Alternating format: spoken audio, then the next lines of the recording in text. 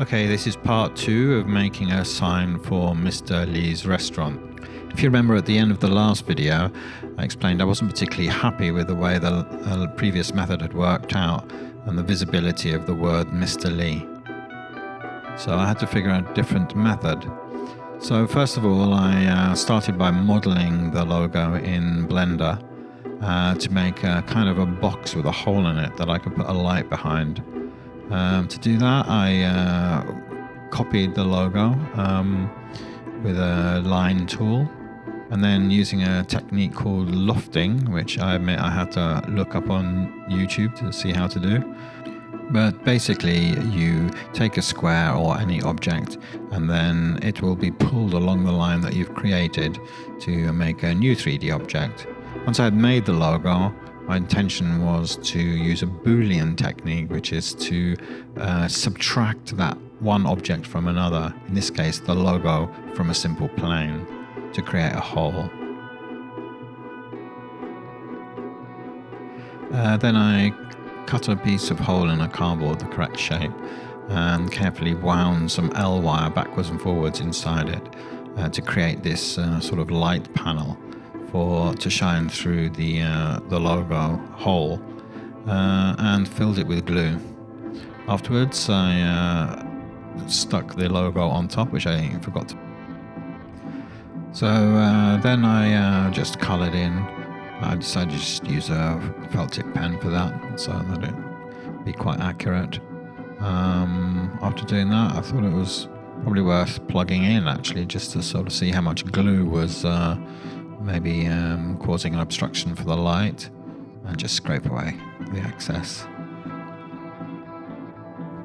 Thought it looked pretty good, actually. And then I of course had to remove the old one, which was a bit of a boring job to have to do, and last minute sanding of the new one, just to sort of smooth down the edges and make it a little bit nicer. Making a hole for the cable to go through. And then, of course, using my normal technique of loads of PVA glue and some tape to hold it in place. And then just wait a day or two for it to dry. And peeling the tape off, see what it looks like underneath.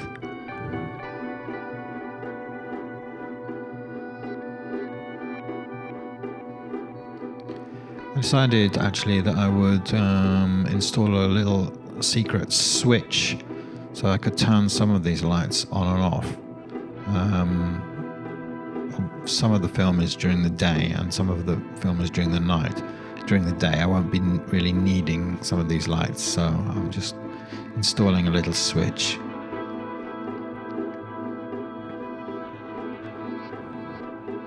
Putting it in a kind of hidden place under the stairs. Might be visible, but maybe I have to hide it some way.